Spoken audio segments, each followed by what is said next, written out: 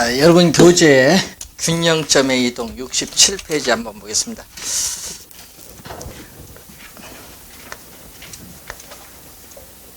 우리가 또 출제가 또 되는 상당히 중요한 부분이 균형점의 이동인데, 자, 여러분이 아까 앞 시간에 그림을 하나 배우셨죠? 자, 이렇게 수요 곡선과 공급 곡선이 이렇게 주어졌을 때 수요와 공급 곡선이 교차하는 점, 이 교차하는 점에서 우리는 이 최초의 균형 가격과 균형 거래량이 주어졌는데, 이 점을 우리는 최초의 균형입니다. 최초의 균형 상태까지 지금 배웠는데, 이 균형점이 이동을 한다는 얘기입니다. 자, 그러면은 이동을 할 때는 여러분이 자, 오늘 1교시에서 배우셨던 수요의 변화라는 용어 배우셨죠? 수요 곡선 자체 이동하는데 수요 변화 요인 배우셨고, 또 배운 용어 중에 공급의 변화 요인을 배우셨습니다. 자, 그러면 이 수요와 변화, 공급의 변화 요인을 여러분 우선 이해를 해야 돼요. 그 문제 지문에 뭐 예를 들어서 뭐 소득이 증가한다든지 선호가 변화한다든지 기술이 향상된다 이런 지문이 나오거든요.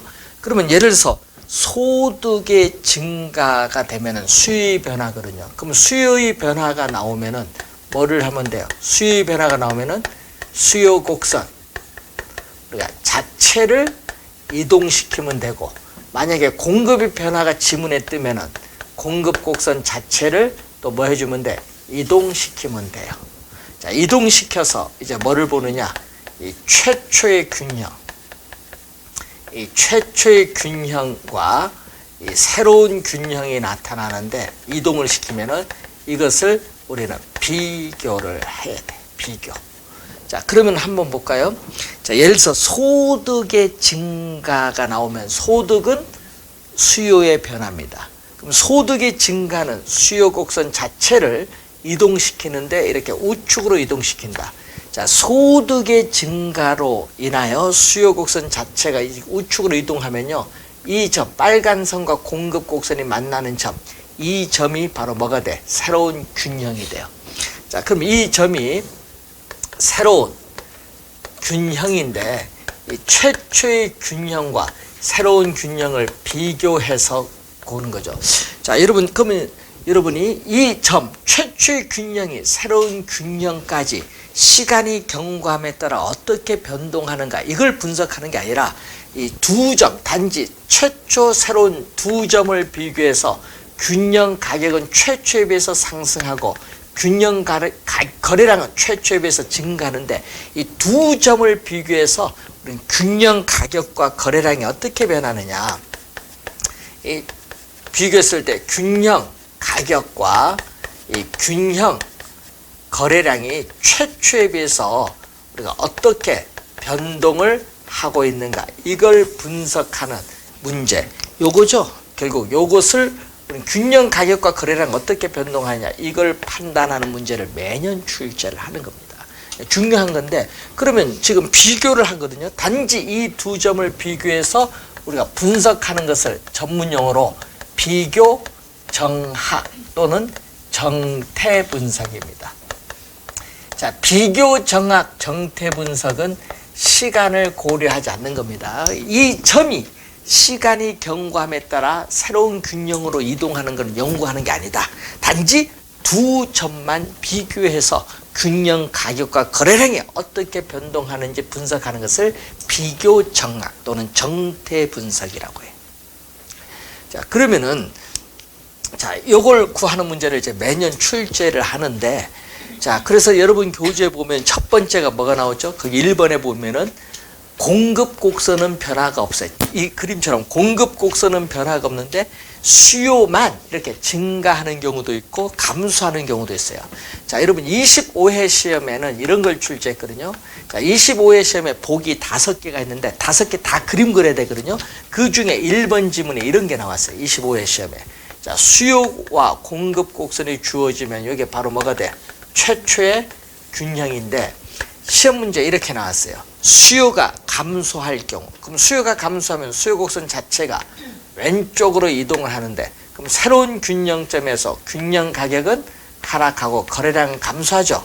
결론이 시험 문제 이렇게 냈거든요. 수요가 감소할 경우 균형 가격은 상승하고 균형 거래량은 감소한다 출제했어요. 그럼 균형 가격은 상승하고 하니까 틀렸죠. 하락을 하는데 그 지문이 25회 시험 정답 지문입니다. 그러니까 여러분이 그런 형태로 우리가 출제를 해요. 그래프를 그리는 연습을 좀 연습장에 하셔야 되는데 많이 그리다 보면요 그래프 안 그려도 답이 보여요. 나중 되면. 그래서 여러분이 25회 시험에 또 출제를 했는데 그래서 지금처럼 공급 곡선은 변화가 없고 수요만 증가 또는 감소하는 경우 있고 자, 두 번째는 뭐죠? 두 번째 보시면은 이번은 수요 곡선은 변화가 없는데 공급만 증가 또는 감소하는 경우 있고 또 세 번째는 뭐죠? 세 번째는 수요와 공급이 동시에 변하는 경우가 네 가지 경우가 나와 있어요. 네 가지 경우. 근데 이거 막 암기하면 안 됩니다. 이건 암기하는 것이 아니라 이건 그래프를 여러분 그려보면서 이해를 해야 돼요. 여러분 절대 암기하면 안 됩니다. 암기하지 마시고 이해를 해 두셔야 되는 건데 자 그러면은 여러분 교재 69페이지 11번 문제 한번 보세요. 우하향하는 수요 곡선과 우상향하는 공급 곡선을 갖는 아파트 시장에서 수요가 증가하고 동시에 공급이 감소한다고 할 때 어떻게 되느냐. 그러면 이게 수요 공급이 동시에 변하는 경우인데 이런 경우는요. 그래프 수요 공급이 동시에 변하는 경우는 그래프가 이렇게 세 가지 경우가 있어요. 세 가지 경우. 그러면 수요 곡선과 공급 곡선이 이렇게 주어지죠. 이게 바로 무슨 균형? 최초의 균형이지. 최초의 균형. 네. 자, 그러면은 수요 곡선과 공급 곡선이 주어졌을 때 이게 최초의 지금 균형이에요.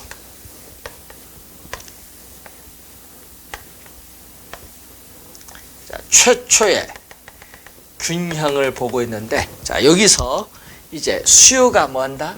증가하면은 수요 곡선이 우측으로 이동하고 공급이 감소하면 공급 곡선이 좌측으로 이동하는데 그림 잘 보세요. 수요의 증가폭과 공급의 감소폭이 같아요. 같으면 새로운 균형점에서 거래량은 변화가 없지만 가격은 상승을 합니다. 최초에 비해서. 자, 이번은 우리가 수요가 대폭 이렇게 증가를 하고 공급은 약간 줄어드는 경우 그럼 이 경우 또 새로운 균형점에서는 균형 가격은 상승하고 거래량은 뭐한다? 증가합니다. 자, 이번은 수요는 약간 증가를 하고 공급은 또 대폭 줄어드는 경우 있죠. 자, 이 경우 새로운 균형점에서 균형 가격은 상승, 거래량은 감소해요. 자, 그래서 지금 문제가 뭐를 물었어요? 지금 문제가 수요가 뭐 하죠? 수요가 증가하면요, 가격은 상승합니다. 그리고 공급이 감소하면 어떻게 돼? 여러분, 공급이 줄어들어도 가격이 상승해. 수요가 증가해도 가격이 오르고, 공급이 감소해도 가격이 오르니까 두 개가 동시에 나타나면 세 경우 모두 균형 가격은 다 상승해요. 그래서 두 개가 동시에 발생을 할 경우에 균형 가격은 항상 뭐 한다? 상승을 해. 자, 균형 가격은 항상 상승을 하는데 문제는 균형, 뭐가 문제다? 거래량이지.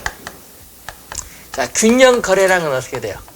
균형 거래량은 불변일 수도 있고 어떻게 돼? 증가할 수도 있고 감소할 수도 있기 때문에 균형 거래량은 그 변화를 알 수가 없다. 5번 정답이 되는 거예요.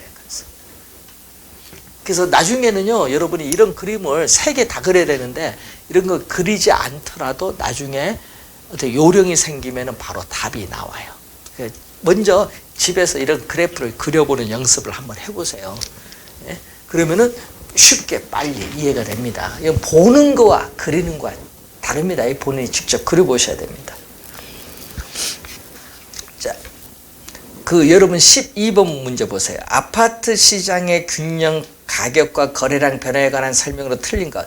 우하향하는 수요 곡선과 우상향하는 공급 곡선의 균형 상태를 가져가는데 다른 조건은 동일하다. 1번 보세요. 공급은 불변이고 수요가 감소한다. 자, 이렇게 공급은 불변이고 수요가 감소하는 경우는 균형 가격은 뭐죠? 하락을 하고 거래량은 감소한데 즉 문제에서 뭐라고 나왔어요? 균형 가격은 상승하고 하니까 틀렸죠?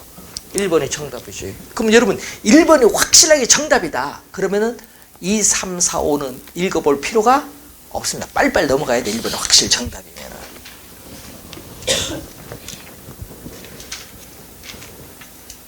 그럼 4번 거기 70페이지에 맨 위에 4번 하나 제가 예를 들어 볼까요?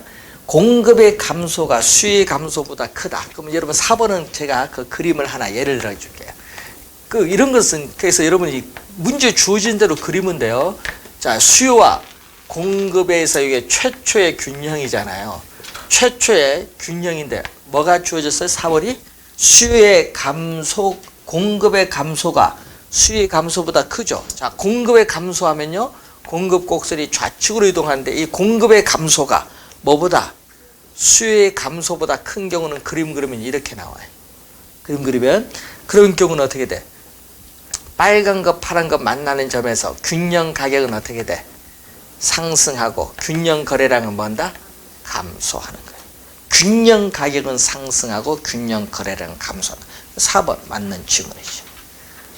4번 그림이 이거예요. 그래서 문제 주어진 요건에다 그림을 딱 그려보면 돼요. 그래서 여러분 어떻게 돼? 수요도 줄어들고 공급도 줄어들면 당연히 균형 거래량 감소하잖아요. 자, 이걸 확인해 두시고 또 위에서 수요가 감소하면 어떻게 해요? 수요가 줄면 가격이 하락하거든요. 수요가 감소하면 가격이 하락을 하고요. 또 공급이 증가해도 가격이 하락해요. 그럼 수요가 감소하고 공급이 동시에 증가하는 경우에도 우리는 균형 가격은 뭐한다? 반드시 균형 가격은 반드시 하락을 하게 돼. 균형 가격은 반드시 하락을 하는데 문제는 이 균형 거래량은 증가할 수도 있고 감소할 수도 있고 불변일 수도 있어요. 왜? 감소폭과 증가폭에 따라서. 균형 거래량은 또 그 변화를 알 수가 없는 겁니다. 자, 여러분 교재에 70페이지에 거기에 4번 보세요. 자, 4번 보면 문제 밑에 4번 보시면 이런 얘기가 나오죠. 자, 수요 곡선과 공급 곡선 어느 하나 중 뭐죠? 완전 탄력적은 뭐예요? 완전 탄력적은 수평선. 완전 비탄력적은 뭐죠? 수직선인 경우가 나오고 있는데, 자, 그러면요, 여러분 시험 문제에 3번 출제된 거, 여러분 16회 시험, 20회, 23회 3번 출제된 거 한번 보겠습니다. 이렇게 수평선이면 뭐죠? 수평선이면 완전 탄력적. 자, 여러분 3번 출제된 지문 이렇게 봅니다. 자, 이렇게 완전 탄력적이 이렇게 주어진다. 이게 바로 최초의 균형이죠. 자, 시험 문제는 이걸 3번 출제인 건데, 공급이 증가하면 공급 곡선이 우측으로 이동하죠. 그럼 새로운 균형점에서 가격은 불변, 균형 거래량은 증가하죠. 그래서 여러분 수평선으로 주어지면요, 수평선으로 주어지면 가격은 뭐다? 변하지 않습니다. 그래서 여러분이 시험 문제는 균형 가격은 하락한다, 뭐 이런 식으로 출제하죠. 왜 하락한다 출제할까요? 예, 공급이 증가하면 가격이 하락하니까 이렇게 딱 출제해버리는 거예요. 예, 주어진 건 완전 탄력적 딱 주어졌는데. 자, 그리고 또 시험에 23회 시험 출제된 거 볼까요? 또 23회 시험 이런 걸 냈거든요. 자, 23회 시험에 또 출제된 게 이런 걸 출제했어요. 자, 이번은 공급이 뭐다? 수직선, 완전 비탄력적. 요걸 출제했거든요. 자, 이렇게 주어졌을 때 수요 곡선 주어지면 이게 최초의 균형입니다. 자, 그런데 수요가 증가하면은 수요 곡선 자체가 우측으로 이동하죠. 새로운 균형점에서 균형 가격은 상승하는데 거래량은 불변입니다. 자, 수평선으로 주어지면 균형 가격은 변하지 않는다. 수직선으로 주어지면 균형 거래량은 변하지 않습니다. 키워드죠. 자, 시험에 많이 나오는 두 지문 한번 확인해 본 겁니다. 자, 그리고 또 5번, 6번 지문이 나와요. 자, 여러분 5번에 있어서 지문이 있고 또 몇 번? 6번 지문인데 5번에 기역, 6번에 니은을 설명을 우선 4개 다 설명 못하니까 두 개만 설명할게요. 자, 이 5번, 6번과 관련해서 16회 시험, 17회 시험, 24회 시험, 25회 시험에 벌써 4번 출제를 했어요. 5번, 6번 관련해서 기억을 보면은 이 얘기죠. 자, 기억을 보면 이런 얘기입니다. 자, 공급 곡선의 기울기가 급하면은 뭐죠? 공급 곡선의 기울기가 급하면 비탄력적. 공급 곡선의 기울기가 완만하면은 탄력적입니다. 자, 이때 수요 곡선이 이렇게 주어졌죠. 자, 그러면 수요 곡선과 공급 곡선이 교차하는 점에서 우리는 최초의 균형이 이렇게 달성이 돼요. 자, 그럼 첫 번째가 뭐죠? 5번의 첫 번째 기억이 수요가 증가하면 수요 곡선 자체가 우측으로 이동하는데 비탄력적일 때 새로운 균형에서 균형 가격은 이만큼 올라요.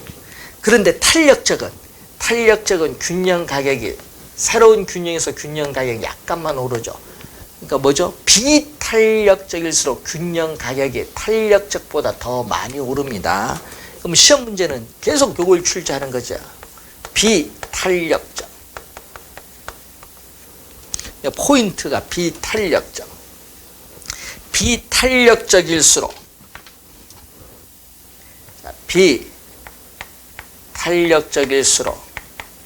가격 변화폭.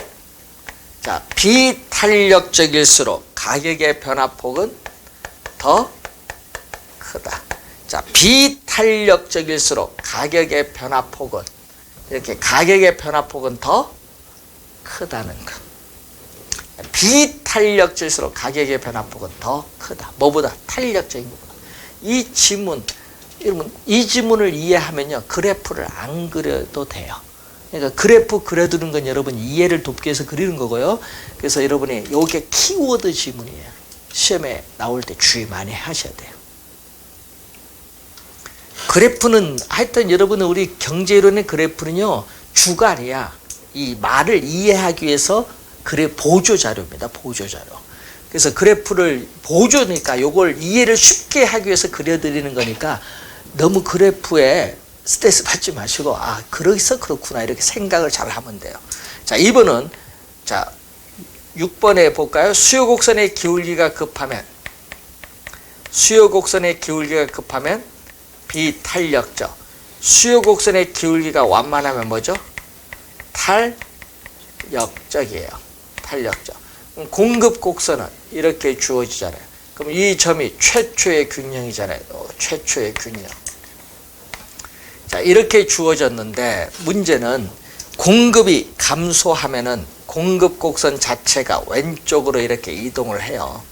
그럼 수요가 비탄력적일 때 새로운 균형에서 균형 가격은 이만큼 상승하는데 탄력적일 때는 균형 가격이 약간 상승해요. 그래서 비탄력적일수록 또 가격의 변화폭은 더 큰데 이 그림이 또 17회 시험 여러분이 오른쪽 71페이지 13번 문제가 17회 시험에 출제된 문제죠. 자, 거기서 이제 여러분이 거기 니은 보세요. 니은 지문. 자, 공급이 감소하면은 B보다 A의 가격 변화폭이 더 크다. 맞는 지문이죠. 왜? B는 뭐가 돼? 여러분 거기 B는 요거잖아요. 그 문제에서 B는 요거고 A는 요거잖아요. B는 탄력적이고 A는 뭐다? 비탄력적이고 A 요거는 뭐죠? 파란 거는 B고 빨간 게 A잖아요. 그러니까 A가 B보다 가격 변화폭이 더 크지. 니은 지문이잖아요. 이렇게 그림 주어진 상태에서 이렇게 출제를 해버리는 거예요. 지문을 잘 이해를 해야 되는 부분이죠. 그래서 여러분이 요거 13번 문제는 17회 시험에 또 출제를 한 문제입니다. 그래서 요 그림 가지고 5번, 6번 지문을 잘 이해를 해 두신데 요게 포인트 항상. 자, 여러분 교재 72페이지에 경기 변동을 합니다. 자, 경기는 우리가 경제 활동 상태를 경기인데 이 경기가 시간의 경감에 따라 변동하기 때문에 경기 변동이란 말 붙죠. 자, 그러면 이 부동산, 이 경기 변동에 있어서의 측정 지표가 나오죠. 자, 이 부동산 경기 변동의 측정 지표를 보면은 거기에 건축량이 이제 나오죠. 건축량. 예?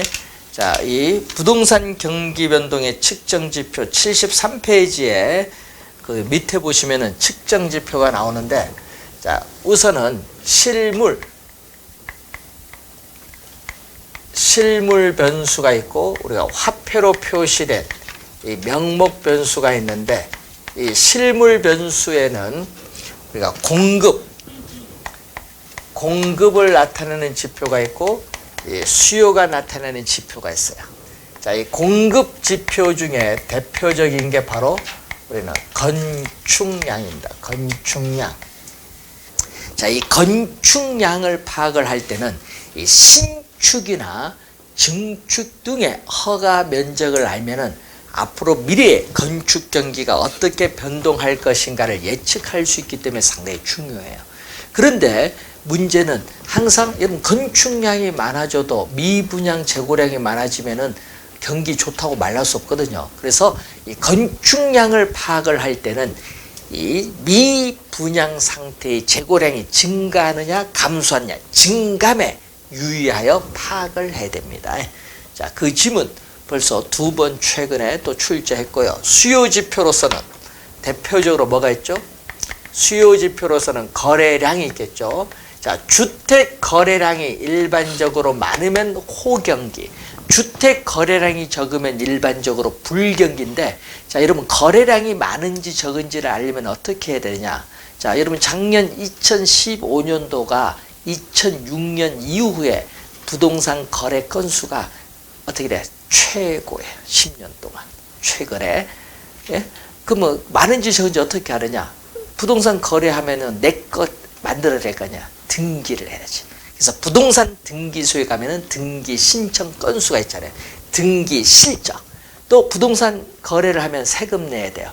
취득세, 지방세인 취득세, 납부 실적 이런 걸 보면은 거래가 많은지 적은지를 판단할 수 있어요. 자, 이 조성된 택지. 자, 이 조성된 택지의 분양 실적인데, 조성된 택지 분양이 활발하면 일반적으로 호경기, 조성된 택지 분양이 저조하면 일반적으로 불경기라고 보고요. 자, 화폐로 표시된 명목 변수로서는 부동산 가격이라든지 임대료 들어볼 수 있는데 부동산 가격이죠.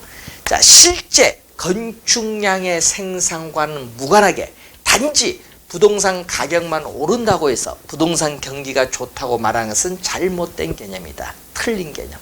왜냐하면은 건축 비용의 상승으로 인해서 건축물 가격이 오를 수도 있고, 또 우리는 부동산 투기에서 일시적으로 부동산 가격이 오를 수도 있기 때문에 단지 부동산 가격만 오른다고 해서 경기가 좋다고 말하는 것은 잘못된 개념이라는 거죠. 자, 여러분 작년 시험에 이렇게 나왔거든요. 부동산 경기를 측정하는 지표는 건축량, 거래량, 부동산 가격 등이 있다. 맞는 지문이죠. 이렇게 출제를 최근에 벌써 2번 했습니다. 자, 그리고 여러분 교재 72페이지 밑에 보시면은, 자, 다른 형태의 경기 변동이 있는데, 자, 여러분 부동산 경기에 순환적 변동이 있거든요. 이 순환적 변동 이외에 다른 형태의 경기 변동에 뭐가 나와 있어요? 지금 계절적 변동이 나오잖아요. 이 계절적 변동이라는 것은 이 계절에 따라 정기적으로 나타나는 경기 변동인데 1년을 단위로 했을 때 봄, 여름, 가을, 겨울이 있어요. 자, 이때 자, 예를 들어서 대학가 방학 기간 동안에 대학가 원룸의 공실률이 증가하는 것, 계절적 변동 매해 발생하죠. 또 겨울철에는 땅이 얼기 때문에 겨울철에 건축 경기가 둔화된다. 이것도 매해 발생하는 계절적 변동. 자, 또 무자기적 변동이라는 게 있습니다. 자, 무자기적은 이 불규칙이라든지 또는 우발적이라고 해요. 불규칙, 우발적인 변동. 자, 무자기적, 불규칙, 우발적 변동이 있는데 이것은 예기치 못한 사태죠. 예?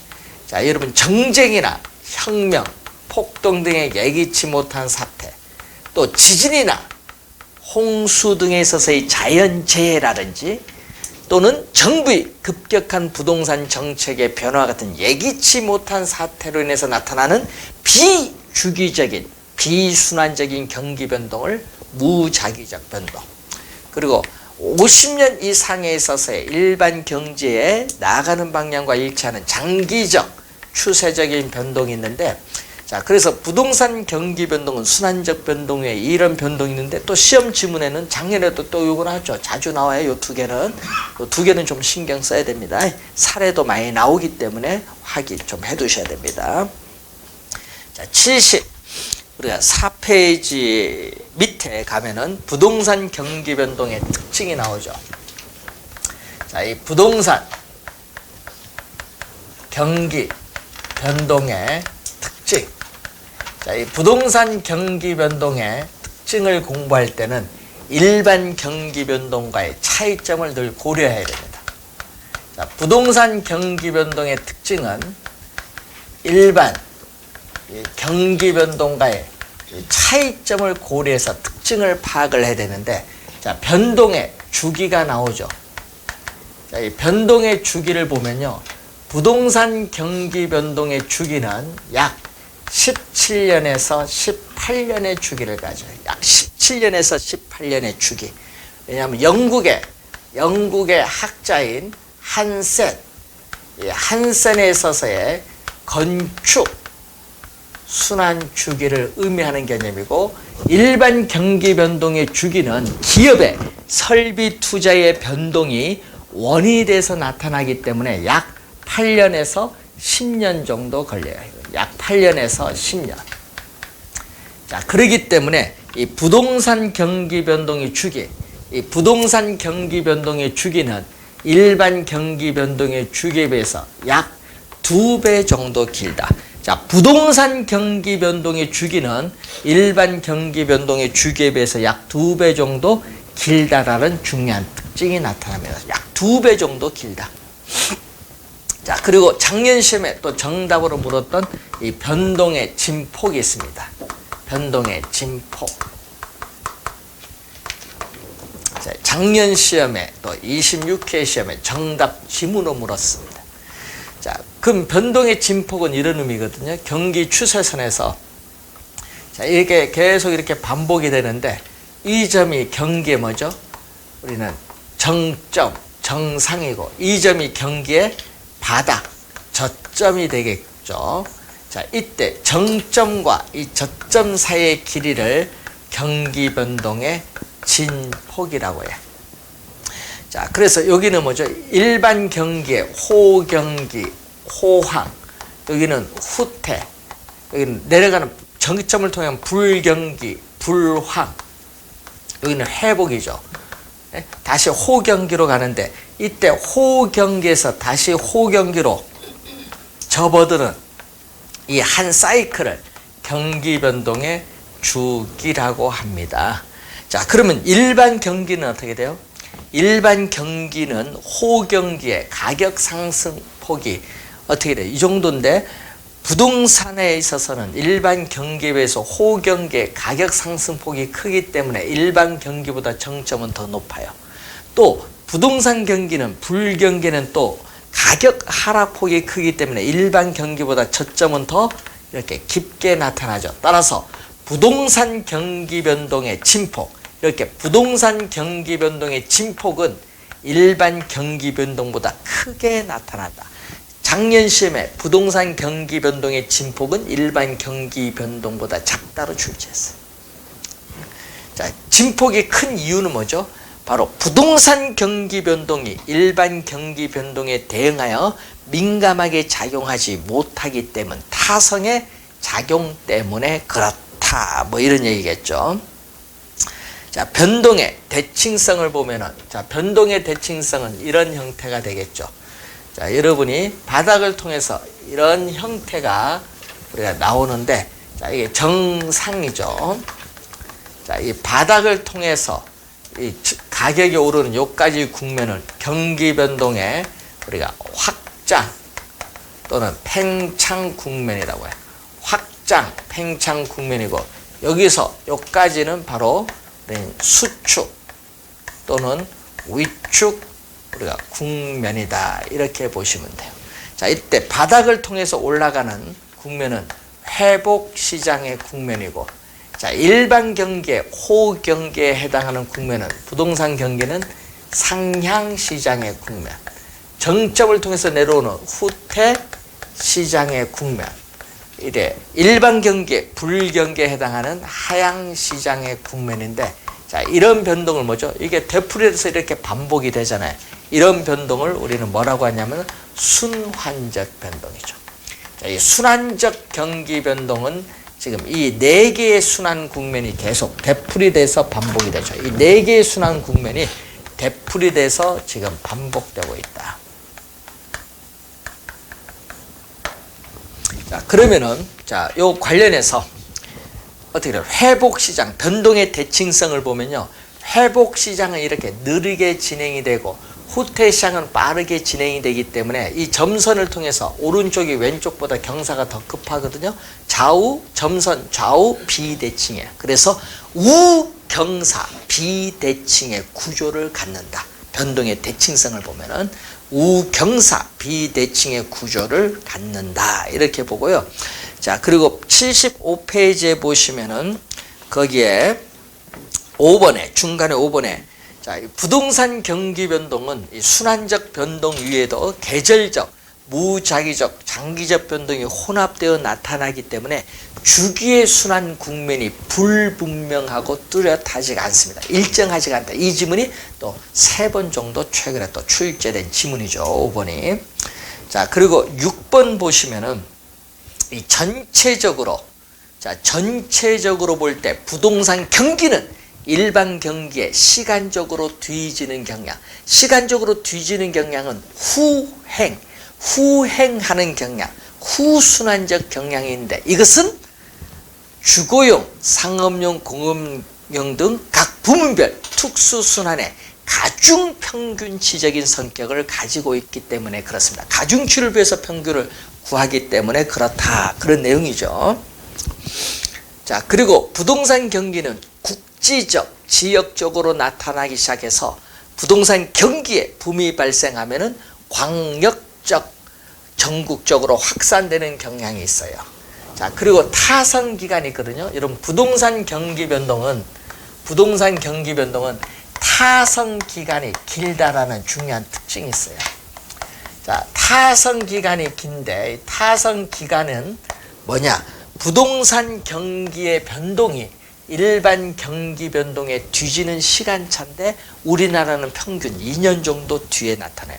즉 착공에서 완공에 이르기까지 시간이 오래 걸리기 때문에 부동산 경기 변동은 타선 기간이 길다라는 중요한 특징을 가지고 있어요.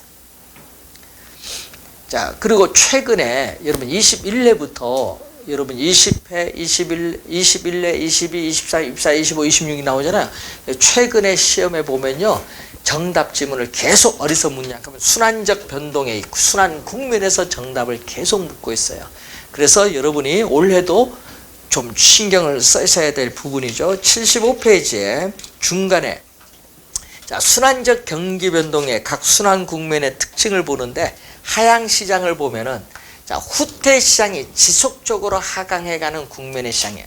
그래서 부동산 가격은 계속적으로 하락을 하고 그리고 부동산 거래는 특수한 거래 위의 거래는 거의 일어나지 않아요. 거래는 극히 저조해요. 또 공실률은 최대가 되고요. 건축 허가 신청 건수는 최소가 되고 과거 주의해야 됩니다.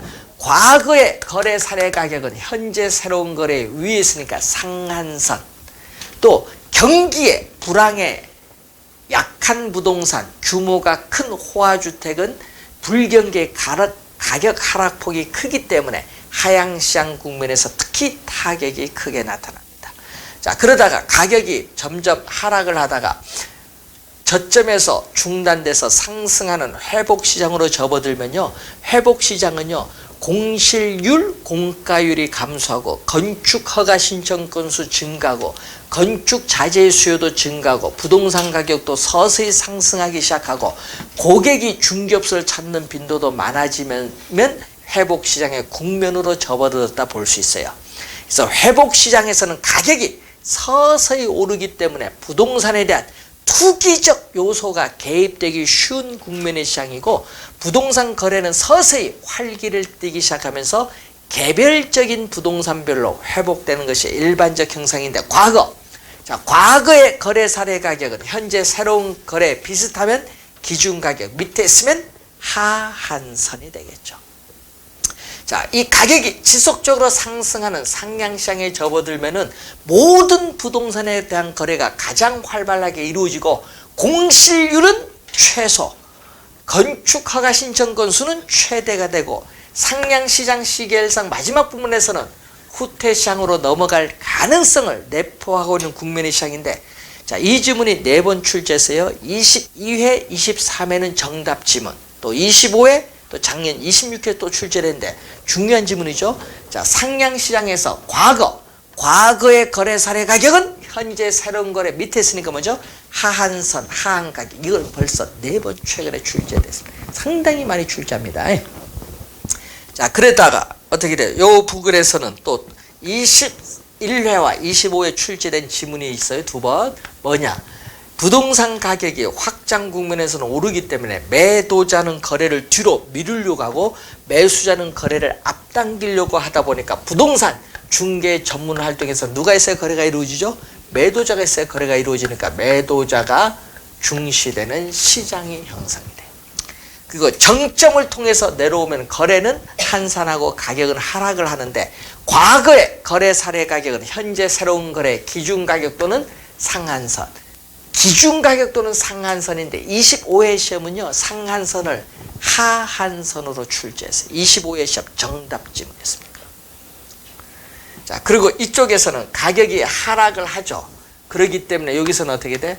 매도자는 빨리 매각을 하고자 하는데 매수자는 거래를 뒤로 미루려고 했기 때문에 누가 중시? 매수자가 중시되는 시장이 형성돼요. 자, 이러한 이 부동산 경기의 이러한 순환 국면에 의해서 분류가 되는 시장은 아니지만, 일반 상품 시장에는 존재하지 않고 부동산 시장에만 존재하는 고유 시장이 있죠. 안정시장이 있어요. 안정시장은 이렇게 가죠. 부동산 가격이 이렇게 안정적이거나 약간의 가벼운 상승을 가져오는 국면의 시장입니다. 그래서 안정시장에서는 안정적으로 가니까 과거의 거래 사례 가격은 현재 새로운 거래소에 신뢰할 수 있는 거래 기준, 신뢰할 수 있는 거래 기준이고, 안정시장에서는 규모가 작은 주택이나 이 역세권 내 소규모 점포 등은 경기 불황에도 가격이 상대적으로 안정되어 있기 때문에 안정시장은 경기의 불황에 강한 유형의 시장이라고 해요. 자, 작년 시험에 이렇게 냈거든요. 부동산 시장은 회복시장, 상향시장, 후퇴시장, 하향시장 외에 안정시장이 있다. 맞죠? 4가지 외에 요거 있지. 맞는지. 자, 이 시험 문제 경기 변동은 난이도 우리 상중하에서 하로 출제했는데 매년 또 한 문제 출제하는데 시험 문제 어렵지 않아요. 그래서 또 틀리시면 또 안 되는 부분이 되겠죠. 그래서 시험 지문에 나오면요, 우리가 경기 변동의 측정 지표에서 뭐 우리가 지문 작년에도 나왔고, 또 부동산 경기 변동의 뭐 특징에서도 또 지문이 나오고, 그래서 또 순환 국면, 부동산 경기에 있어서 이 순환 국면에서 또 나오고, 그리고 계절적 변동, 이 무작위적 변동에서 또 지문이 나오는데 작년에 요 5개에서 다 출제했어요. 여기서 지문이. 그래서 우리 최근에는 여기서 출제를 하는데 그 중에서도 정답 지문은 최근 6번 중에 5번은 어디서 물었다? 여기서 물었죠. 순환 국면. 그래서 순환 국면을 특히 정답 지문을 많이 묻기 때문에 신경을 많이 쓰시기 바랍니다. 순환 국면의 특징. 요 네 순환 국면의 특징이 있죠. 잘 확인해 두셔야 되겠습니다. 자, 여러분 교재 77페이지에 거미집 이론. 자, 이 에치켈의 거미집 이론이죠. 자, 이 거미집 이론은 우리가 모든 시장에 적용되는 것이 아니라 우리는 생산 기간이 오래 걸리는 농축산물 시장, 생산 기간이 오래 걸리는 농축산물 시장이나 이 건축물 시장에 적용됩니다. 자, 무슨 거에 대해서 생산 기간이 오래 걸리는.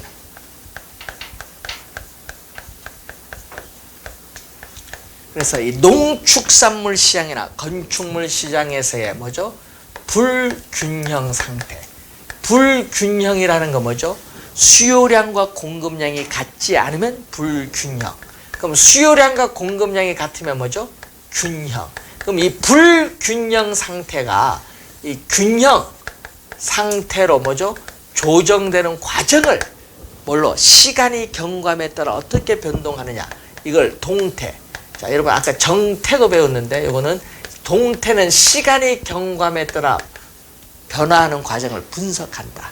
동태적 분석인데, 자, 가정을 보면은 2016년도의 수요량은 2016년도의 가격에 영향을 받는다. F는 함수 표시 펑션 영향을 받죠. 금기의 수요량은 금기의 가격에 영향을 받고, 자, 2016년도의 공급량은 2015년도의 가격에 영향을 받죠. 즉 금기의 공급량은 전기의 가격에 의해서 영향을 받는다 이 말이죠. 가정. 자, 그러면은 거미집 우리가 이론의 유형이 세 가지를 배우는데 이 세 가지를 우리는 최근 8년 동안 6번 출제했어요. 유형이. 그래서 별표 2개를 하나. 예. 올 작년에 출제 안 했거든요. 근데 원래 출제를 이제 이거 좋아하시는 분이 있는데, 그래서 하여튼 출제 반바이어서 이제 별표 2개를 하는데, 이 거미집 이론의 유형 세 가지인데 그 중에서 6번 출제를 했는데 6번 다 나온 게 있어. 그게 바로 수렴형. 이건 6번 출제 6번 다 나왔어요. 왜 그러냐? 이게 안정적 균형이기 때문에 상당히 중요해요. 수렴형은 안정적인 균형이기 때문에 6번 다 출제를 한 거예요. 그러면 그림을 보면 이렇게 나오거든요. 자, 안정적 균형은 가격인데 수요 곡선의 기울기는 이렇게 완만하고 공급 곡선의 기울기는 급해요. 자, 그러면 수요 곡선과 공급 곡선이 뭐 교차하는 점이 균형이에요. 균형. 그러면은 이 점이 뭐죠? 불균형입니다. 불균형. 그럼 이 불균형이 점점 시간이 이렇게 시간의 경감에 따라 이동한다는 얘기죠. 시간의 경감에 따라 점점 어느 쪽으로? 균형으로 이렇게 들어가는 게 이게 수렴형인데, 문제는 이 모양이 꼭 거미가 줄을 밖에서부터 안으로 쳐 들어가죠. 이 거미가 거미줄을 치면서 집을 만드는 것과 비슷하다고 해서 거미집이라는 명칭이 붙은 거예요. 그래서 시험 문제 이 수렴형이 상당히 중요한 건데, 수렴형 이 조건, 안정적인 균형의 조건을 보면은, 자, 수요 곡선의 기울기는 마이너스 기울기죠. 여러분 수요 곡선의 기울기는 우하 향하는 마이너스 기울기이기 때문에 절대값을 씌워서 플러스로 만듭니다. 자, 수요 곡선의 기울기의 절대값과 이 공급 곡선의 기울기의 절대값을 비교하는데 어디가 크다? 공급 곡선이 커요. 자, 그런데 탄력성도 있어요. 이 수요의 가격 탄력성. 자, 이 수요의 가격 탄력성과 공급의 가격 탄력성을 비교하면 이 그림 볼까요? 수요는 어떻게 돼요? 기울기가 완만하니까 탄력적 1보다 커요. 탄력성이. 공급은 기울기가 급하니까 비탄력적, 탄력성이 0과 1 사이에 있으니까 어디가 커? 요게 크죠. 주의를 건요, 이 기울기와 탄력성은 서로 역관계에 있어. 기울기와 탄력성은 역관계에 있기 때문에 부등호 방향은 반대가 돼야 돼. 그러면 여러분 뭐를 기억하면 돼? 예? 여러분 시험 문제는 풀려면 뭐만 기억하면 돼? 요것만 기억하면 돼. 위에 거. 왜 그러냐? 요것만 잘 기억하면 돼. 요것만 기억하면은 탄력성은, 기울기와 탄력성은 역관계니까 부등호 방향만 뭐 반대로 해주면 돼. 그러니까 요것만 기억해두고 탄력성은 부등호 방향 반대다 이렇게 생각하면 돼. 그리고 발사는요, 왜 그러냐? 발사는 또 수렴형과 반대야. 그럼 요거와 반대로 가면 돼. 발사는 수렴형과 반대가 발산입니다. 그러니까 여러분이 수렴형 요것만 하나 잘 기억하면 되지. 파란 부분.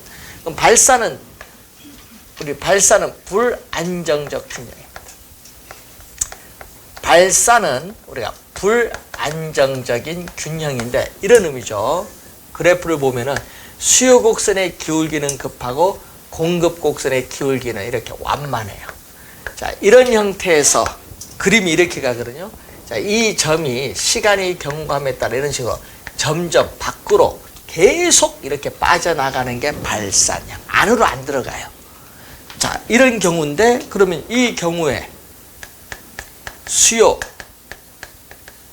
곡선의 기울기의 절대값과 공급 곡선의 기울기의 절대값을 비교했더니 어디가 커? 수요 곡선이 크죠. 예? 요거가 반대로 가잖아요. 수렴과. 그럼 탄력성은 수요의 가격 탄력성은 어떻게 돼요? 수요의 가격 탄력성은 기울기가 급하니까 비탄력적 0과 1 사이에 있고 공급의 가격 탄력성은 완만하죠. 탄력적이니까 1보다 크죠. 그럼 어디가 커요? 여기가 크죠. 그러니까 요거와 기울기와 탄력성은 반대니까 부동방향 반대로 가는데 요 수식은 요 두 수식의 반대가 돼. 그렇죠? 보니까 반대잖아. 수렴형 반대예요. 발산은. 그러니까 뭐만 잘 기억하면 돼? 수렴형만 잘 기억하면 되는데 수렴도 어느 것만? 요것만. 요거 기억하고 탄력성은 기울기의 뭐다? 반대. 역관계다. 생각하면 돼. 그리고 또 하나가 순환형이 있어요.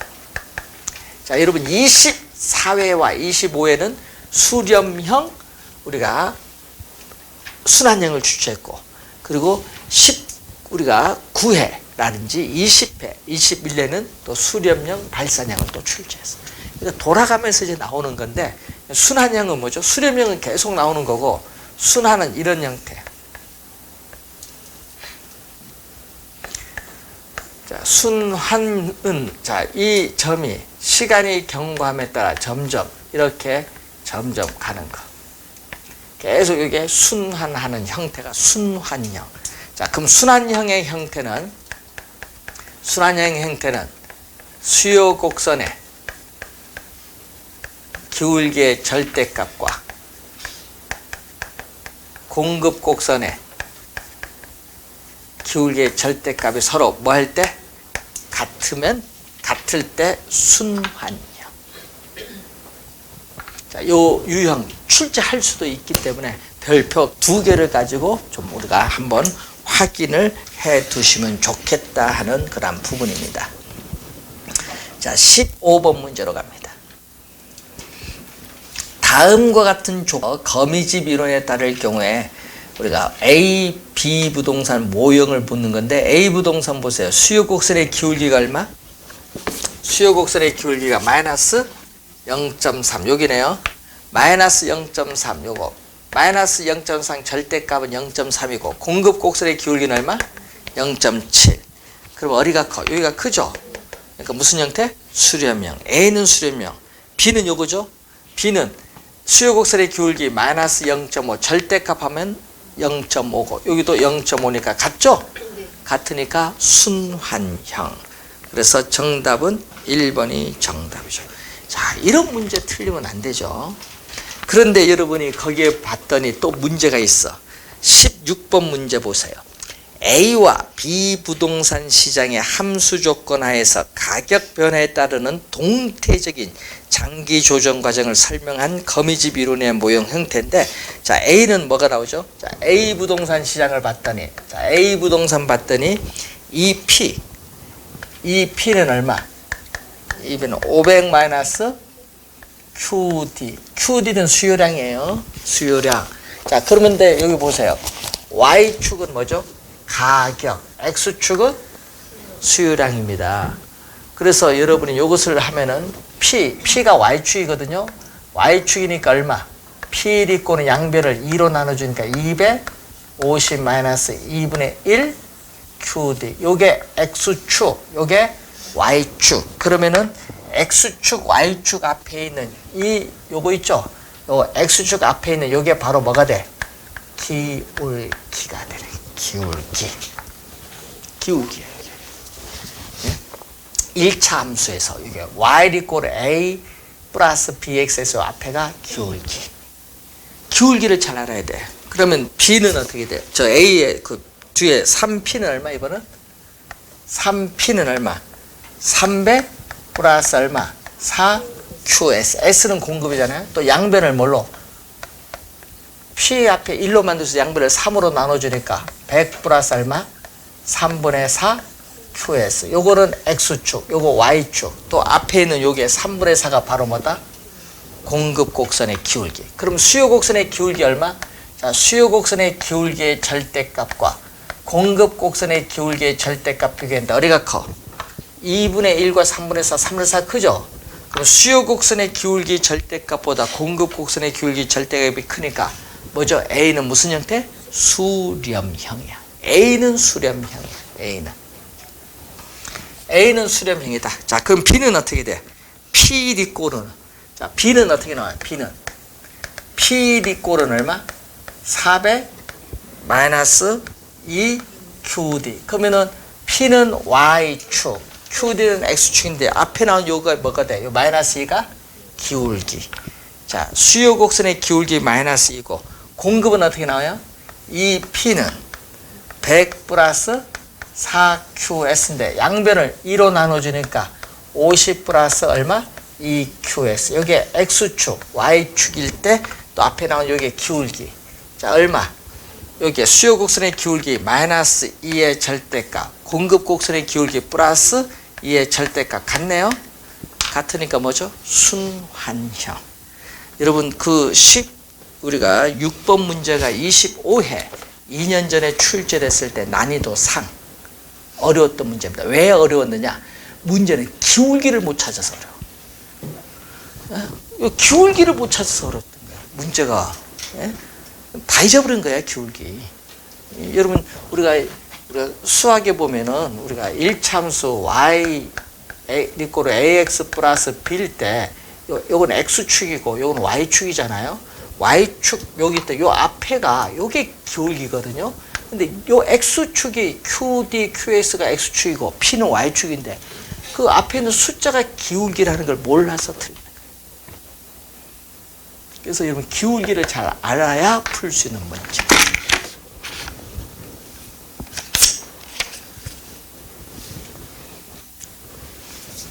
자, 80페이지 보시면은 부동산 시장이 나오죠.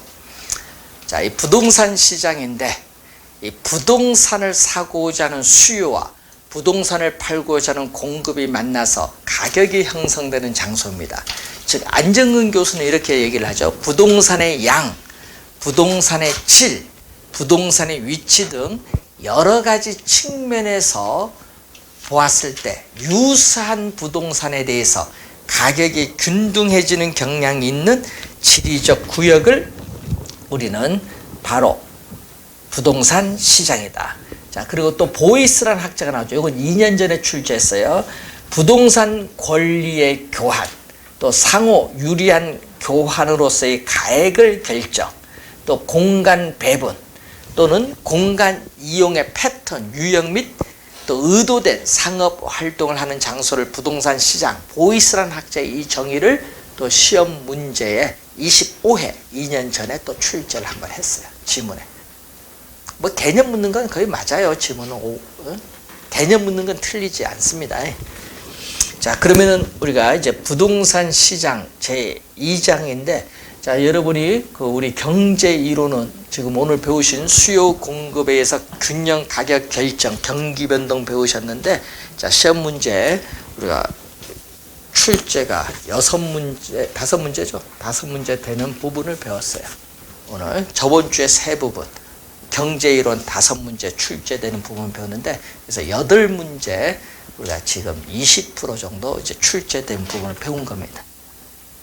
자, 이 부동산 시장과 우리가 공간 구조, 입지 이론에 관련해서 또 시험 문제가 또 이쪽에서 한 4문제 정도 우리가 출제를 또 하게 되는데, 그 출제가 자주 되는 부분이 어느 부분이냐, 그 출제 중심으로 우리가 다음 주에 우리가 강의를 진행을 하도록 이렇게 하겠습니다.